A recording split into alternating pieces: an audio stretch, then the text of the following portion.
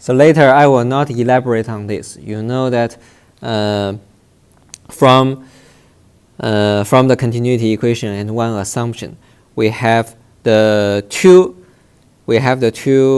conclusions here, right? The flow is both one directional and fully developed. Okay, so this is what the continuity equation can tell us. Now let's write out the NS equations. Our main direction, you can say, is the x1 direction, right? NS in x1 direction. So that's the one we are focusing on. Well, what will happen if you write out the NS equation in the x2 direction? The flow is one directional, so we don't have U2, right? So many of the terms in the NS equations, in the x2 direction, will be 0, right? Okay, so let's write out the NS equation in the x1 direction. Rho du1 dt plus u1 du1 dx1 plus u2 du1 dx2. Let's assume our case is a 2D case, okay? Or you can say if it's 3D, then the two plates are infinite. So we don't need to consider the x3 direction. Okay. This is equal to p dx1 plus mu d squared u1 dx1. This is the Laplacian, right? Okay. Here we have many terms that goes to 0. Let's say this d over dt, we assume steady, right? And here we don't have u2. du1 dx1 should be 0 because of the fact that the flow is fully developed, right?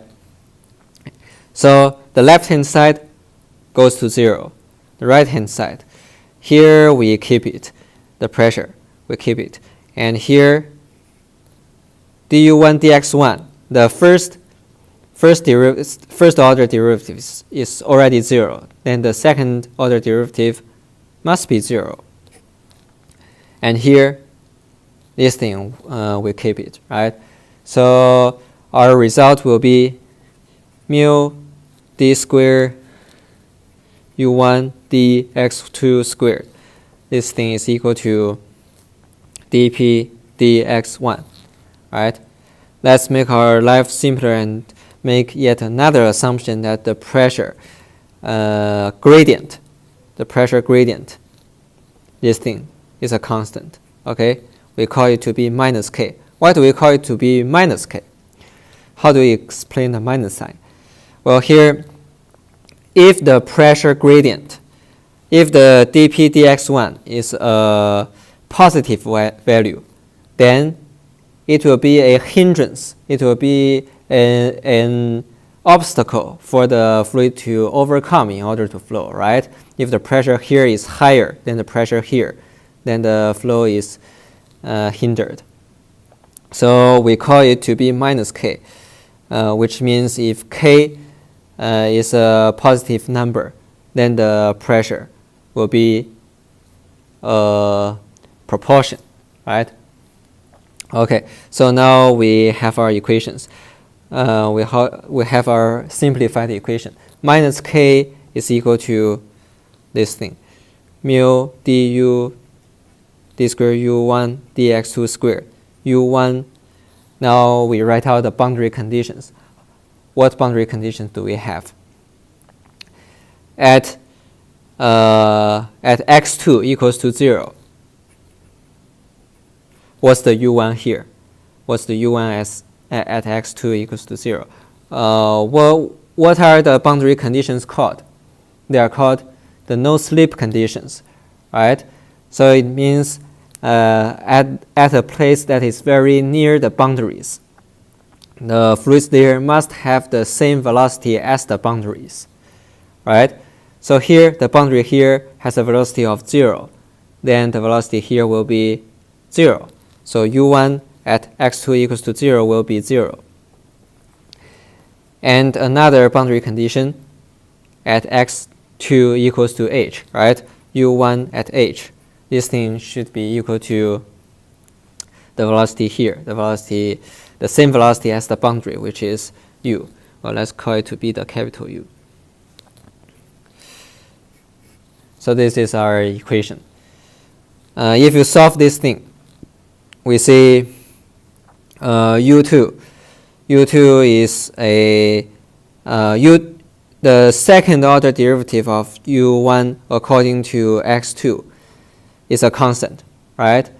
So the first order derivative of u1 according to x2 will be a linear function. So u1 itself will be usually a parabola, right?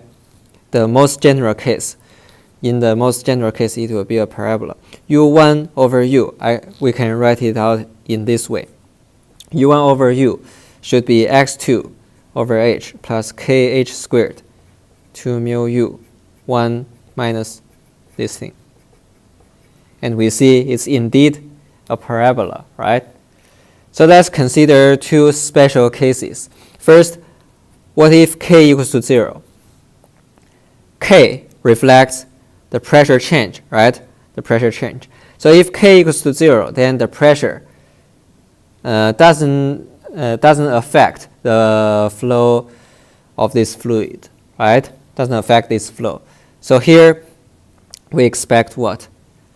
We expect this thing to be 0. Then u1 over u is just x2 over h. So u1 is x2 over h times the capital U, right? The u1 will be a linear profile, and we know this to be the Couette flow, the Couette case, the simplest case, a linear velocity profile. What will be the case if u equals to 0?